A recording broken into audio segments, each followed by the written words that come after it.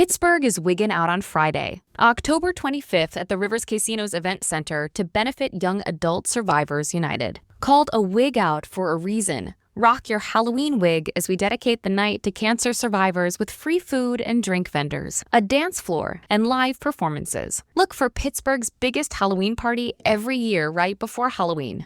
Hey guys, welcome to another episode of Frostbites. I'm Kelly Frost, the host of Frostbites, of course. Today we have our co-host, which is Stephanie Smolovich. She is amazing, and you're going to see her on a couple of different episodes coming up. And we have our guest today, which was Jenna Bosi, and she has 412 Foster Project. She's the founder, she's the director, she's the CEO. She's kind of a badass and amazing. It was really, really great to talk to her. We got to hear the backstory of everything and how it got started. She was going to have her fall garden party coming up, but she put a pin in it, and it's going to be on June 6th. So we're all going to go and support her. And what she's going to be doing in the future, you're going to want to be part of it. So make sure that you are finding out all of the information, and it will be below. So make sure that you subscribe as well to the podcast, and you will be in the know. And you definitely want to be in the know for this one. So stick around. We will be right back.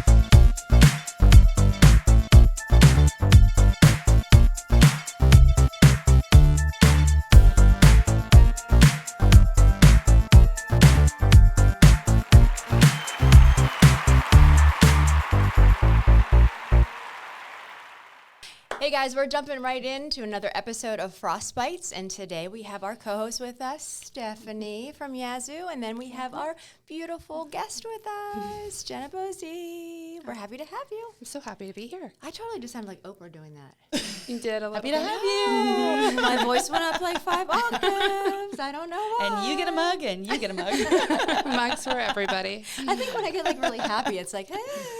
It's all right. Yep. I didn't notice it, so call yourself out. That's all right. I just thought you were okay really with excited. I am. I love it when I have like really amazing women on the podcast. Yeah. It makes for like my mornings. I have like a pep in my step, and I'm, Yeah. it's like Let's just exciting. get each other on another level, I think. And we've already discovered that just from meeting you this morning. Oh, Again, seeing you again. Thank you. And where did our conversation start? In the bathroom. In the Yeah, bathroom. naturally. As women tend to do. The best friendships are formed. I'm like, I'll come meet you, and I'm like, you want to go pee? I'm like, you know what? I gotta pee too. Yeah. And to think of it. And then there's Steph. It's like a normal introduction. Like, hey, let's go to the bathroom. I've met some of my best friends in club bathrooms in my early 20s. Yeah. I mean, truth be told, so Jess is my BFF. I met her in the bathroom doing a selfie before like the pandemic and Really? everything else. Really? Totally didn't know who she was. It was for the Hispanic Chamber event. And we were just, a bunch of chicks were just in there, and Melanie was like, hey, let's do a selfie. And a whole bunch of chicks just kind of squished together. My all it Jess was takes. on one side, I was on the other. Years later, when we became friends, I mean, we're talking like 5-6 years later, Yeah. when we became like really good friends, we were talking about the event. And we were talking about Melanie. I'm like, oh, she's so sweet. We did like this big selfie, and Jess starts looking at me like I'm purple. And I was like, what? And she was like, she pulls it up and she's like, oh my God. You were there. And I was like, what? And she was like, look, we took a selfie together and we didn't even know each other. Oh my gosh. I'm like, you know what? That's like meant That to be. happens Meant a to be. lot. I get a lot of people who are like, oh, we were talking at an event. I'm like, oh, wow. Or like, you were in this picture. I'm like, was I in that picture? Like, okay. Yeah, if you say so. I always tell my kids, like, don't burn bridges because you never know. You in never Pittsburgh, know. Yeah. We were just talking there's about that. So 420 some or 30 some bridges in Pittsburgh. Don't burn any any of them. A single one of them. small. Is that how many we have? I think so. I never knew that. Born and raised, never knew that. Me either. Yeah. I'm it's not a number crazy. person. I became a social worker for a reason. Like, it's Same not girl, because I'm good same at math. girl. It's not because Yep. no one ever accused me of being good with numbers. Amazing segue. Yeah.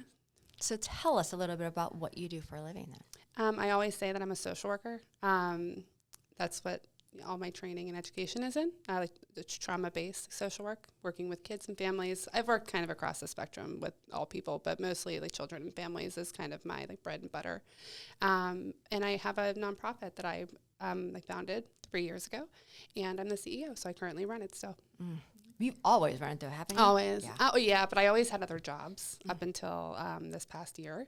So I was working like anti-human trafficking at one point while I also had my nonprofit, and then I was working in hospice also at one point. So I've always kind of had other jobs until the past year, because like all the money always went completely towards like trying to support the children and families. But then it got to a point where I was getting hounded like with calls and emails, and so I had to like make the jump. If I ever wanted it to expand, it was like I had to take it there and commit to it. Like Those are hard decisions, though.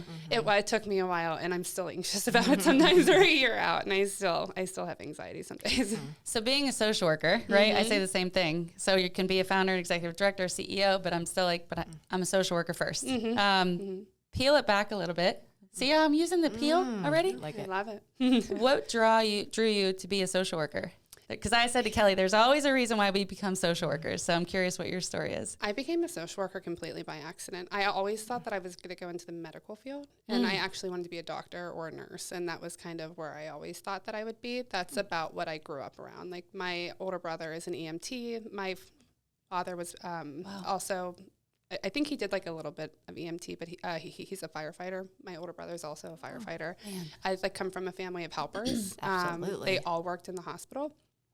And so that's what I grew up around. And I was just always raised with like that mentality of if we have more, like, and we didn't have a lot, like we grew up in poverty, but if we had anything extra, we always gave it to somebody who had less than us. And we always invited people to sit at our table. It didn't really matter who they were, how well we knew them, but that's always what I was raised. Like my grandmother and my mother were always like that. And so I always knew I wanted to be a helper. I always was a fan of the like Mr. Rogers quote that said like to look for the helpers when something is scary, to look for the helpers. And I just wanted to be a helper. I wanted to be that person that people could look to. And so I was like, I'm going to be a nurse. I'm going to be a doctor. And I thought I had it all figured out. And my first day of college, I took I was at community college, and I took a social work class. And that was it. That was it. Yeah. And then I switched, and so now I I have a PhD in social work, and Nice. And then here we are, just never turned back.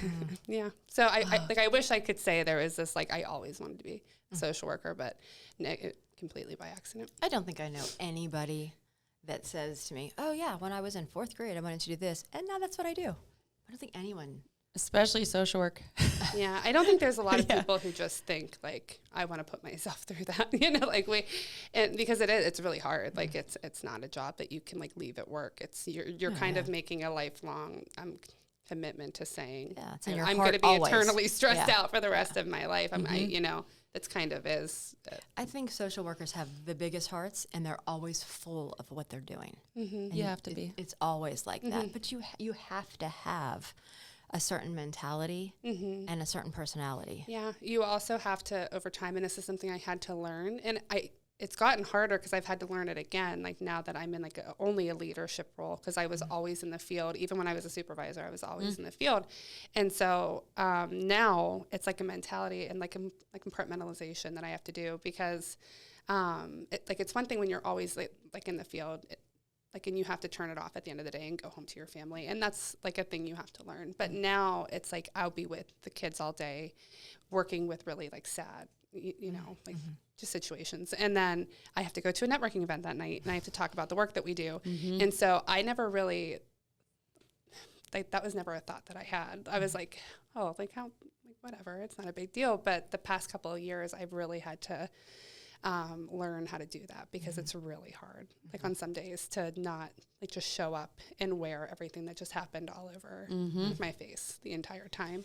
And so like that's something that I never thought would be challenging as a social worker, and then like now in a leadership role. But trying to navigate it gotten easier. But And I don't think you actually said what your nonprofit was called. I'm terrible at that. I get in trouble all the time. So we're the 412 Foster Project. And essentially like what we do is we offer those essential, like immediate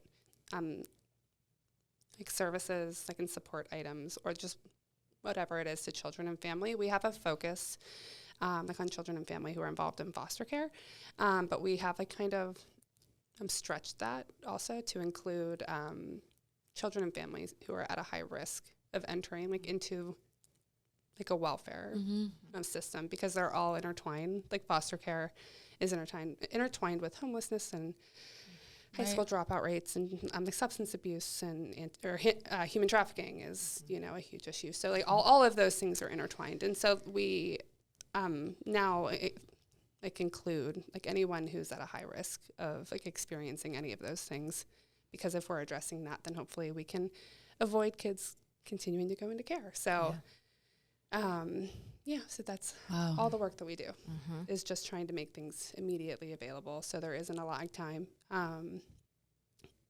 with all the wait lists and trying to find like the right services. It's like a landmine in Pittsburgh. So she had an event when she first launched this, and I didn't know Jenna all that well, or what she did, or anything about 412, and you know, Jess and I went to it, and it was so nice. It was intimate, like we were talking about earlier. Yeah. It was intimate. It was small. It was amazing, because we got to hear firsthand from so many people that you work with. Now, of course, they're completely just enthralled with her because of what she does. So it was great to hear about you and how people feel about you. But the stories they were telling, everybody, well, except for me, everybody was crying. I've got a problem. Listen, it's going to happen again.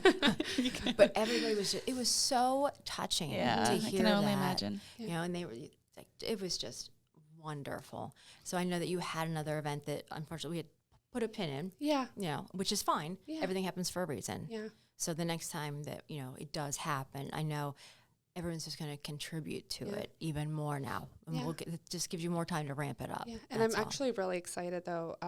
Like the whole like reason that we had chose to put it off was like we were getting really high like caliber like interest like for attendees. So like people in the government, like in like business executives, and like really, and like I just something that popped up in my personal life that I wasn't able to put 100% towards this event. And I was like, if we're going to have those people there, I want to make like I want the events to show them why they need to care about this issue. Yeah. But I'm really excited because like we just got a new like event date, and it's actually like on our anniversary of our founding. It is on the day of the anniversary of our founding in June. Can you say what the date is yet? Yeah, June 6th. Okay. 2025. Okay, and wait, so I gotta write this down. I forget my name at this point. So. So I'm really excited because it's like I was like, oh, it was meant to be. It was like written in the stars for us. Like really? That's a really exciting. I was like, so maybe it was supposed to work out this way. Yeah. And so we're really excited. Like it's not going to be quite as intimate as that other event. Like we're trying to ramp it up a little bit. Not too much more. Again, like I'm not a fan of having an event with 300 people there. Like it would raise a lot of money, but I think it takes the focus off of kind of what we're trying to accomplish, which is like we really want to put a spotlight on why people need to care about kids. I guarantee that's what you'll do. Absolutely. So, and I don't like making people cry because then I start crying and then nothing gets accomplished after that. You can't start making me cry. I always say like I'm a social worker and an avid crier. Everything makes me cry. Just stand next to me. I'll keep you not crying. Just come get it together. Cry at your own events. Come on. There's no crying with Kelly. No crying in social work. Not social work, not social worker. No crying in social work. Except I cry all the time in social work. I cry a lot just with my job because I support cancer patients. So that's hard sometimes. But I find that oftentimes I catch myself like not crying in the moment. I have cried in my office. Trust me, if I'm reading like an email or like find out about bad news about someone. But like I spoke at a funeral. No tears. The next day, I was like, whew, just all came out like privately. So it's weird how it hits sometimes. I do a like really good job in crisis, and I think people are really surprised by that with me. But because I do cry a lot, and I am a really emotional person. I feel things really deeply, and I think that makes me really good at my job. It makes me a good partner. It makes me a good whatever. But like when I'm at work and with the kids, because again, I've worked in some really hard places. I've worked in the Allegheny County Jail. I've worked in Western Psych. I've worked anti-human trafficking. And hospice, hospice. We've, and I've seen really hard things. And also in foster care, you see those hard things too. And so I can keep it together. I mean, I've had weapons pulled on me and like don't even flinch. It's just kind of like, Wow. I can really compartmentalize it. But then I'm at work and like an employee like will be like, I was thinking of you and I bought you a coffee and like waterworks. I'm just like, oh my God, you thought of me. That's so nice of you. So it's really weird how like I can really keep it together sometimes, and then the rest of the time it's just like, That's not uncommon. no, yeah. A lot of people in high stress situations are able to put their emotions aside, take care of business, and then later on when they're reflecting, Yeah. you know, Well, and the level of giving, you know, you're all about giving and not receiving. So when you receive, it's like, I don't know how to handle oh, it. yeah. I can't. And it's the same thing at events. Like if people are talking about me, I feel the same way about all of those people. And I get a lot of credit for my nonprofit, but I couldn't do any of it if it weren't for these people who have Right. such kind things to say about me. But I wouldn't be anywhere if it weren't for these people who have helped me. And, you know, like Kelly, who gives me a platform, or the families who trust me with their kids, or whoever it is, I couldn't do anything. So I feel equally like as just really grateful for them. So again, like it's that like, I don't know, it's like the mutual affection, I guess. I can't handle it. It's just like, so yeah. Well, that's one of the reasons we started Peel, was to be able to give back to charity. And, you know, like I said before, we didn't really know too much about Jenna and what she was doing. So that's exactly the kind of charity we were looking for. So she was one of our quarterly charity partners. But we learned so much. right. And that was the amazing part, was we learned and then we're able to teach other people and show them and, you know, bring people to your events and do whatever we can to help. But we always say, like, That's what it's all about. you tell us what you need. You tell us how we can help. And you tell us how we can then afterwards kind of pass the ball to another group or somebody else, so that that ball stays in motion always. We don't just put it down. Yeah. The one thing I always like about working with Peel and Kelly is I'm not good at asking for like what I need, and I don't even always know what I need. I don't stop to like think about it too often. But like she'll tell me what I need, and I'm like, no, you're probably right. Like it's fine. She's done it with me a little bit. Yeah, recently. she like points me in the right. She makes sure that like I'm at least taken care of all the time. I say like, can I just hire you? Yeah, I feel bad. We all need a Kelly in our life. I feel bad because I take care of like all the kids, all anyone who works for me all the time. But then I'll go to networking events and they're all taking care of me, as Kelly has taken care of me, like which, you know, at events. So in really big ways, she has taken care of me at events. So I'm basically helpless. No, she's not at all. I like wander. I'm like the cute little social worker everyone thinks is super cute. And You're just super endearing. humble, and I appreciate that. And so, they're always like, oh, we're gonna take her under our wing, and then it always just helps me feel more confident. And so that's what I've always enjoyed about like working with Peel. She's amazing. She's just saying that. Not She's like Mighty Mouse. Mighty Mouse. Yeah, I love she'll never admit Right? it. Yeah, but you'll never I admit love it. that reference though. So I'll Because take everybody that. always I'll take looks that to Mickey, reference. and he's like the big one that he's running around, and she's like the big strong one. That's right. Yeah. Until someone gets me coffee. Where do you see she's your a hero. organization in 5 years? I would really like to take it on like a national. So we have already helped people in Texas, Ohio, Wow. West Virginia, and Florida. And I don't think I'm missing any. I think those are the big ones. Oh, I'm also up in New York now. We've been up in New York now too. Oh, And that's so great. I would like to establish like more of a formal way of doing it, because right now it's just kind of as we get requests. And so I would like to eventually like find a different way of, you know, like enhancing all of our advocacy efforts, and like talking in other places. I've talked like at all the universities here and kind of about trauma and how that affects people, and you know, who's at high risk like for certain things. And I've done all of that here, and so I think that I would like to see that happen across the country. But I also would like to take a few like mission trips outside of the country. Did you just do something like that? I did. I went to Haiti. Did you? And I worked with kids, and I did education like with parents. So they have like a lot of group homes. So like it looks a little bit different there. And so the group homes, like the parents are able to come. Like so what happens is a lot of the parents work across the island, like on the tourist side. And so they leave their kids like in a group home if they don't have support, like, and they're able to come back. And so what I was doing a lot of was education, like with parents, and I do like a lot of education around women's health too. And so like we did that. We talked about, you know, all the signs of human trafficking, because that also happens there. And so And then like I worked with the kids kind of on how to regulate, how to transition between their parents in like that, type of group, and just spent time with them. We just did activities. It was a lot of fun. It was a really. Did you go by yourself? No, I went with a group. It was a group of us who went. I figured, but Yeah. there's so much to learn with that. I always want to do a mission trip. It was a little uneasy because there's a lot of conflict. Like, and we stayed like right on the other side of the border. Like, so we were on the tourist side, but we were working like with people who were in the sugarcane fields, who were in the group homes. I think half the group went to an elderly living home. I don't like really. That's not like my specialty, so I wasn't like with that group. But yeah, so we did all of it. We did all the things. We were there for 5 days. See, I told you. She's amazing. How'd you feel coming home? Were you tired? Tired. I would imagine. Tired, yeah.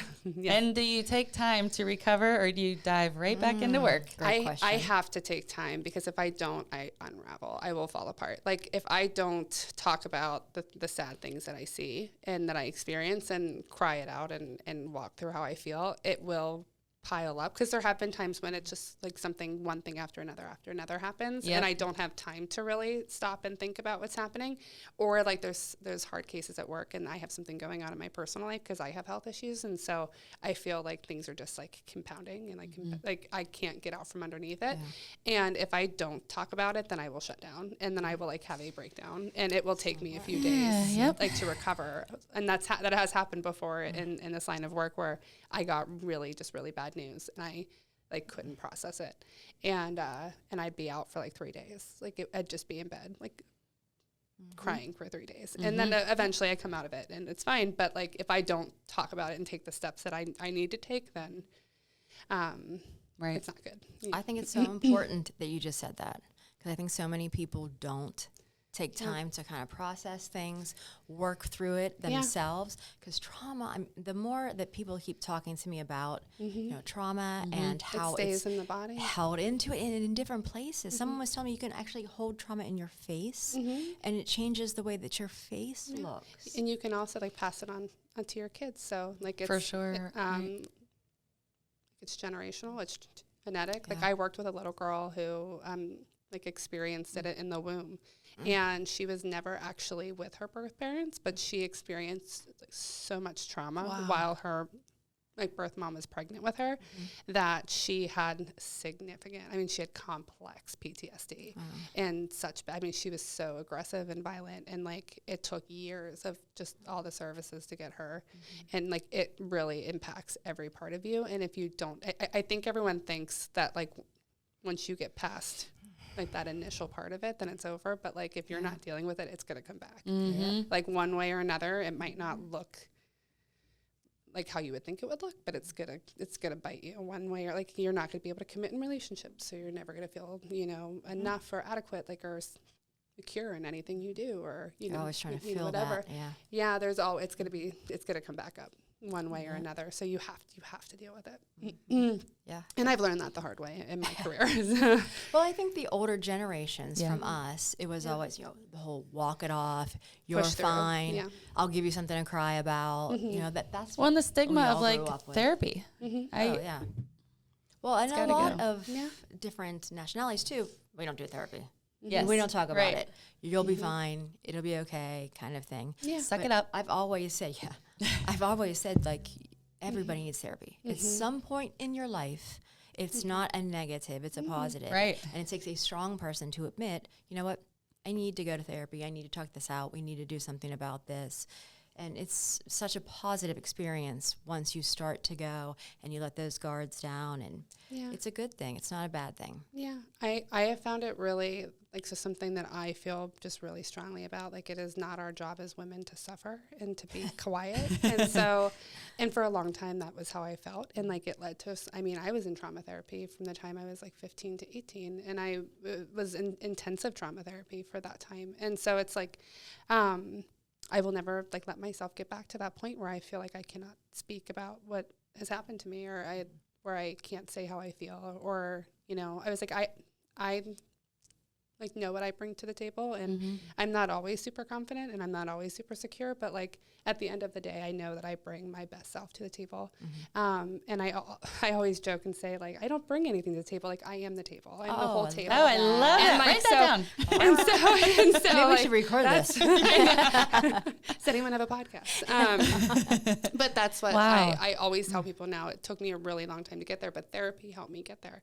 And like, and so now at this point, I'm never going to be quiet again. Like so I'm so sorry for the people around me. However, like not really sorry. I'm never Right. going to stop now, like talking about how this impacts people because, and I love that. like, especially as a woman, like it's not our job to just to be quiet. And so, and that's what therapy is. It's really taught me. I wish more men would talk. I like, I won't dive into that, but I in generally speaking, right? They're the ones that have to be tough and suck it up and hold it in. Social workers, you and I know that, and you know that you're not a social worker, so it's nothing like new that I'm bringing here. But I wish that that stigma didn't sit so much with them, personally and professionally. I work with like a lot of birth dads who have to really undo all of that, and that's like it's the root of a lot of their issues to be good parents to their kids, is they were raised with some really toxic beliefs, and they're kind of, so then they like do drugs, they're self-medicating, something they never learned to deal with, and they in their heads are like, well, I'm a better parent than my parent was because I'm not hitting them with wires or something like that. And I'm like, well, yeah, I see in your head how, because you never saw better, you never learned to do better. So in your head, you are doing better. And so it's kind of like, as a professional, you have to kind of think, well, yeah, I kind of see now why it's so important that we're, you know, like, it's not okay what they did. However, like, they did the best that they could with what they learned and how they were raised. So it's my job at that point to like teach them otherwise. And that's what I did in foster care. I was a visit coach. So I worked like with birth parents, and we did a lot of education. That was like the whole basis of that program, like, was education with birth parents. So I would spend like 4 hours a week, like 8 hours a week, because I was with the parents, and like for an hour before visits and an hour after. And we would just do education on like how, and so like important. And it was a lot of the dads who like just did not, we would have to do like how to do our own self-care and how that affects the way that we can take care of our kids. And so it's a lot of like undoing with those people, with those men. It's so powerful. Yeah, because how do you take care of your kid and teach your kid if you don't know? Yeah. And that's how, so like in foster care and poverty and all those things, like it's a generational thing. It's a curse a lot of the time, you know, because they don't know better. They weren't raised to do better. They really don't. And so, and that's why it's like that. Oh goodness. So the trauma part of it is so interesting too. So you worked at the Children's Institute, right? What did you do when you were there? So their foster care department. Really? Yeah. And so I started in foster care as a case aide, and then I moved into visit coaching. And that was what I did there. So I didn't. Wow. I wasn't up at the day school. It was its own program. Did that ultimately lead you to the nonprofit? Yeah. Yeah. Yeah. I was really angry because it was COVID, and it wasn't a great system to begin with. No, that's not a secret. Like, everyone knows that. But when COVID hit, it like collapsed even worse. And so a lot of us felt like we didn't have resources like to give to families. We didn't have resources to support us. We didn't even have like any PPE for a while there, and it was like really rough. And then I was watching what the kids and the families were going through because of how broken it was. And it just wasn't like, there was all this stress on the system that it just couldn't take. And so it was like, I was doing things that I never thought I would have to do as a social worker. And so it was kind of like, I'm going to burn out of this field and have to find something completely different, which I don't want to do, or I have to do something else completely different. And so a little bit of arrogance of like, I can do this better. And I was just really angry. And so I just quit and just did it.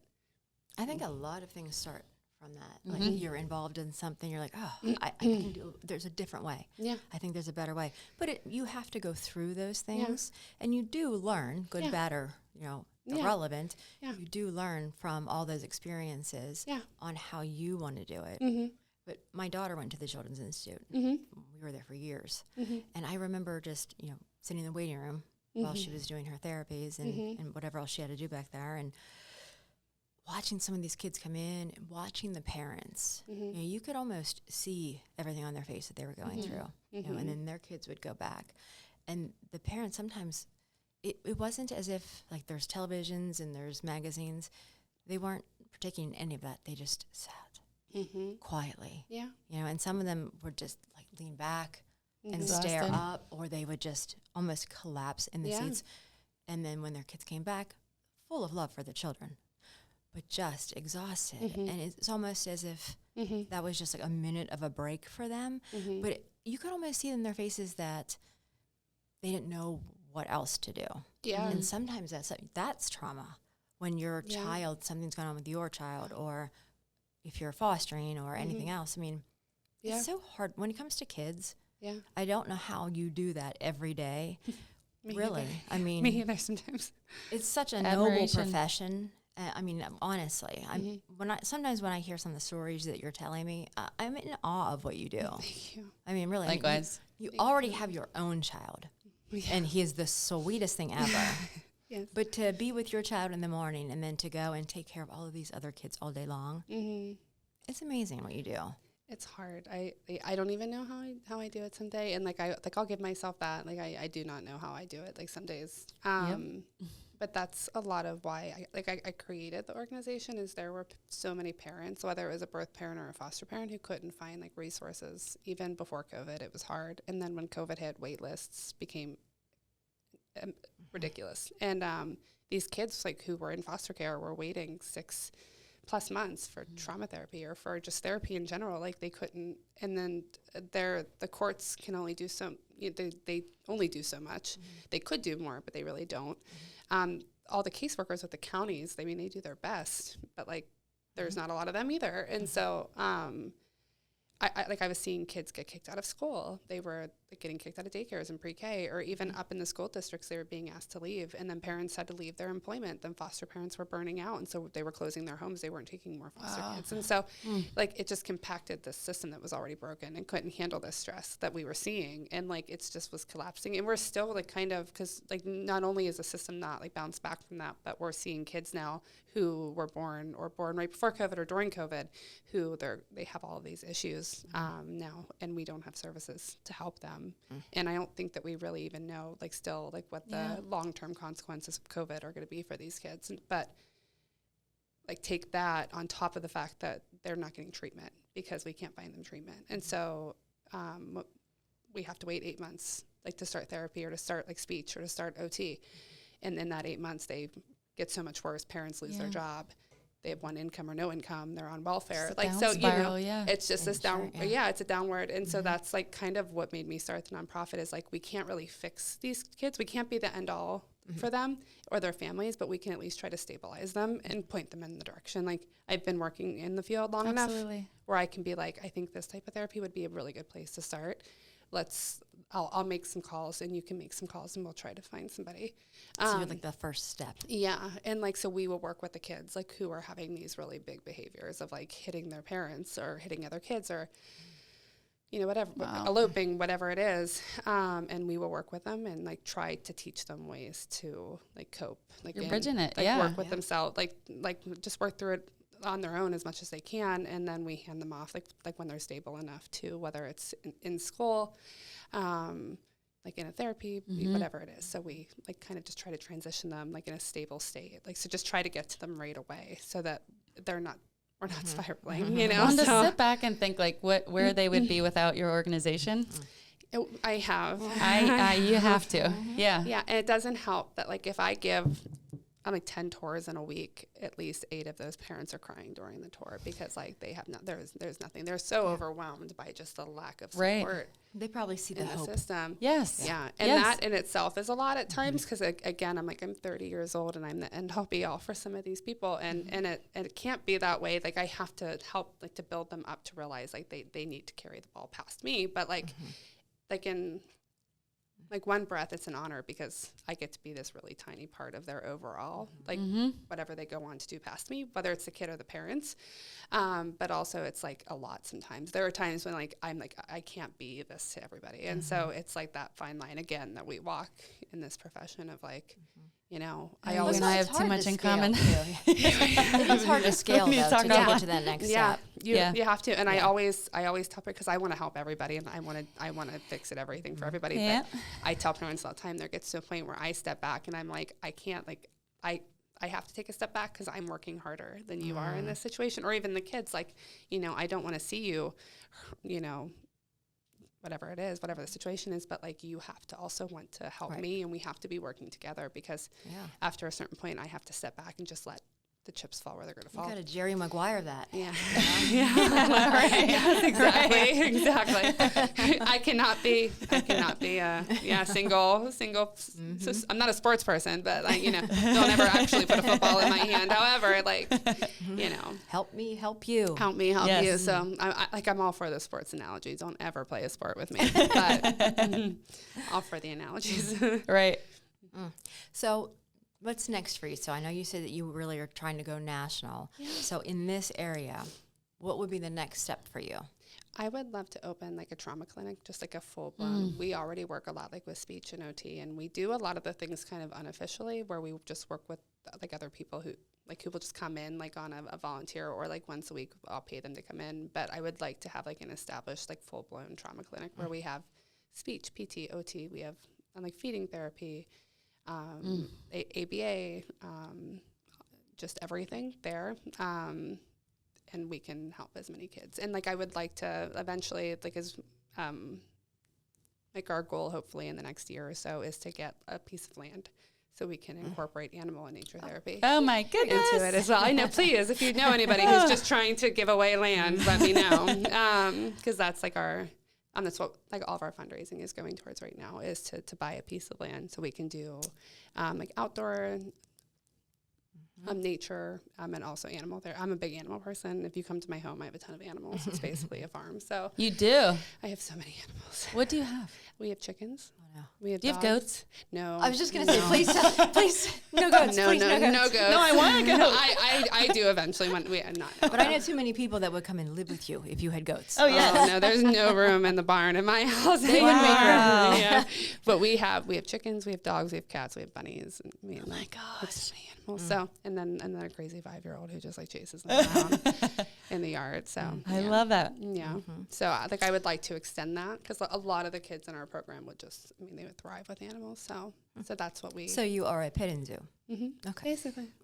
That's what I got my PhD You know, for. I provide so I could social outings in my group. I'm gonna go to We'll start charging admission, and then there's your land. There you go. That's what I went for my PhD for, is so I would have the authority to buy farm animals one day. I was wondering what your PhD was in. Yeah. It was so. Your dissertation. It was so I could have the authority one day to say Wow. I'm a doctor, so Yeah. I'm saying that we're getting farm animals and miniature pigs. I'm thinking Trax Farm. I mean, it's close. Right. It's around it. I think Right. we should just go and see if they'll take, Yeah. Hey. Just can I just have like a know. quarter How's of business? your land? Just like a quarter of your land. I will pay you rent. Yeah.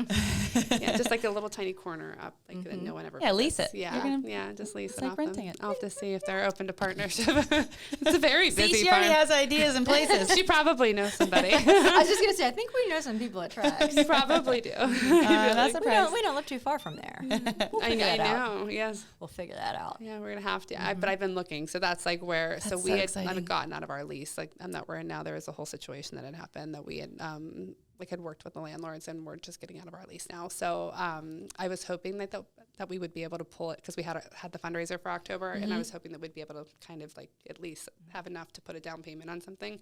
I'm not sure if we're gonna be able to pull it together just because it's such a crazy time right now. Yeah. Well, the summertime is better anyways. Yeah. Yeah. So we're just going to we have the giving season coming up, so we're going to be fundraising for that through the entire that's 2 months of November, December. Yeah, end of for all year of in that. general. Yeah. The giving season, end of year, everyone's trying to get their tax write off. So we're going to try to fundraise That's amazing. then, and then in June when we apply for grants and things like that. But I think that's where, to answer your question, my big drawn out answer is hopefully just to have like more options of therapy for kids, to expand it here. Much needed. And then like on a national, like international advocacy is where where the focus is there. So I don't think I'm going to put like the program we have here anywhere else. So it's going to stay here. But all of the advocacy work and everything is what I would like to do, and like all the sensory and like all the women's health and you know, the foster care awareness, the mental health trauma piece, just all of it kind of. Well, we're going to get a list from you of everything that you need, all of the events that you have coming up besides June, because I'm sure there's little ones that we could even help you organize and do whatever and figure that out. Yeah, absolutely. You know, we just want to help you grow and help the kids that you help. You know, we want to support you while you're supporting others. That's kind of how everything around us works.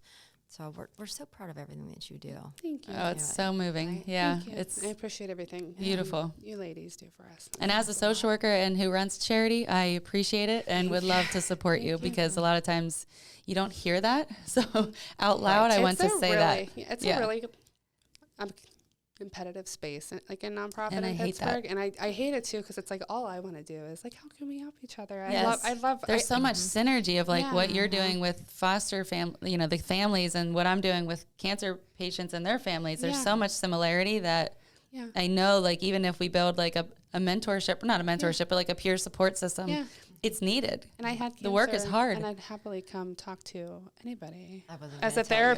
therapist, and You I just had- say that now? that's why I had a hysterectomy. It was so I would happily, as a trauma therapist, That and was her story to share. I as a wasn't trauma gonna- therapist and a cancer survivor, I'd happily. How come much and more work time do with we you. have? Happily come work with you. We'll do a anytime. part 2. We'll have I you both need- on here. Yeah, you have to come on down to our group. Yes. I'm let's kind talk of a about- vault. When people tell me things, I don't. Of She course. is. Clearly. She is. Of course. Yeah, I don't tell people stories. No. Yeah, we'll talk. Yeah, absolutely. Happy to help. Look forward to it. Well, we end all of our podcasts with a little frostbite, and I always let the Okay. co-host ask the question. Okay. So she's gonna ask you a question, and then Oh, boy. we're Okay. gonna let you, release you back to your goats. Oh, I can't wait. They're probably waiting for me at the gate. I told them I'd be back in an hour and a half. They probably timed me. All right. Sure. When it felt like everything was frozen in place, what frostbite of motivation defrosted the situation and gave you the push you needed? I always come back to myself, because I've never gotten it wrong when I listen to myself. So like when I listen to my gut and my heart and how I feel. So when everything feels so out of control, I'm like, I come back and I forget whatever it feels out of control, and just how do I feel? Because I've never gotten it wrong. Like when I ignore everything else and just, So many people second guess themselves, and then you Yeah. go down this rabbit hole of, Oh, I did for such a long time. I second guessed everything I did. And I was listen to never good others, enough. yeah. I was always doing something wrong, and so when I stopped finally doing that, and I started Listening to that really whisper. listening to myself, I never have gotten it wrong. a great I've message. always, Yeah. and so that's what I always tell people, like, just when in doubt, like, how do you feel? Like, I don't want to hear how anybody else feels. I don't want to hear how your Right. decision's going to make anybody else feel. I don't want to hear any of that. How do you feel? Like, just in your gut, what's that initial feeling? And that's what I think you should go with, because when you think too much about it, you're going to talk yourself out of it. So I've never gotten it wrong. And that's what gets me out of those, Love it. is when I just kind of just turn back to myself. Like, keep just doing it. It's working. Yep. Yeah. Thank you. I love I that. will do my best. Or I go to Kelly. Likewise. Sorry. Not sorry. That's my other answer. Well, thank you so much for coming today. I know your time is very limited, and you give it. I mean, that's very important to us. That Thank you for give us having your me. time. Both of you Absolutely. for taking the time. We'll keep in touch. Yep, absolutely. You absolutely. So many good things coming for you, and we appreciate it. So Thank you, guys. Thank you. All right, guys, that's another episode for us. Thank you so much for watching, and we will see you on the next one.